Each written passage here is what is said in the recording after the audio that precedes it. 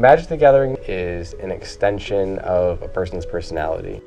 Once you're into the game, you'll find that there are a lot of things designed for certain personality types, and you often see that those players are using those things as an extension of their own personality.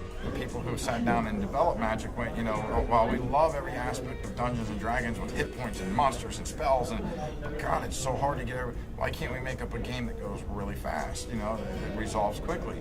This is what your answer was for that. It was a game that plays quickly, that incorporates all the good things about Dungeons and Dragons and fantasy role-playing, and then it became its own creation, so to speak, as it evolved.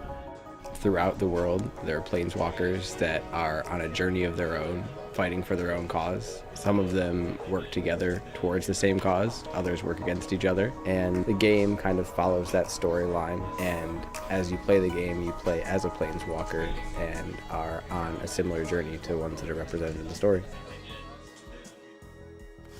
My name is Justin Cloak. I am 24 years old, and I'm a manager here at Cool Stuff Games in Orlando, Florida. I've been playing Magic on and off for about 12 years now. I started playing Magic the Gathering because when I was at my local card store, I had seen kids playing Magic, and I had saw the interactions between the players and the things that they were using, and just generally interested me. And so I started talking to local players about what they were doing and how they were accomplishing it, and moved forward from there.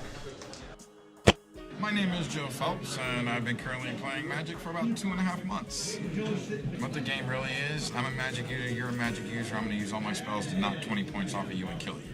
That is the gist of it. Two mages go out onto a battlefield, they're casting spells at each other. Each spells interact with each other or don't interact with each other. That is the game in a nutshell. The eclectic group of people that play this game, from little kids to 60-year-old men, women come in and play this game, just the large diversity of the group that plays.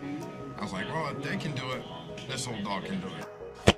If I have spare time, I'll play a game, or I'll sit in front of the computer and simulate putting decks together. So it fills up my downtime pretty well. I will say, as somebody who played in the very early days of Magic, I tend to think that it's better now with all the digital artwork than it was at the very beginning. But I do think that there is a sweet spot somewhere in the mid-2000s where the art was more likely to be hand-drawn but also be high quality. So some of my favorite artwork I've seen was from that era. Back in 2009, I was in a hospital for open heart surgery. When I was, recovering and everything, 3-month recovery, you got to find something to do. Magic kind of came to mind. Took some of my brother's Magic cards, and here I am 3 years later playing Magic. The biggest accomplishment I've had in Magic was beating my brother for the first time. He was the one that taught me how to play and gave me my cards, and beating him was kind of a self-gratifying thing to do. My best Magic accomplishment would probably be finishing in the top 64 2 years running at the Junior Super Series back in 1998 and 1999.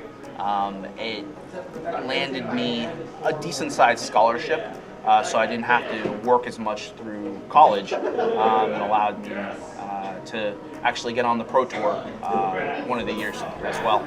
At this moment, Magic the Gathering to me is a competitive outlet. Some people go and play community softball or pick up basketball. I come to the card store to sling spells.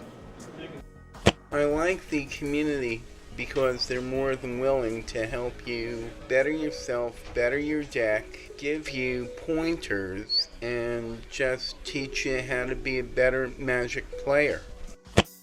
I started getting involved with Magic the Gathering because I had a son who was 13 and he was learning to play it, and he would go to play at night. I'd have to stay with him. It looked like it was a lot of fun, and rather than just waste my time, I asked him to teach me. The advice that I would give anybody who wants to start playing is to start playing with your friends and practice. This is not a game that is easy to pick up on the first try. But don't give up, don't lose hope. Sometimes you may play against somebody who is very good and you might feel intimidated, but the answer is don't beat, you lose a game, big deal, play again. Where I see Magic in 10 years is probably the number one game as far as a non-sport game in America. In 10 years, I hope Magic is growing and touching more players, bringing more players into the community. Magic the Gathering is at its peak in popularity and it is still growing. In 10 years, I hope that in a similar state, I hope that the players still have just as much interest as they do now, and I hope the cards still retain the value that they do.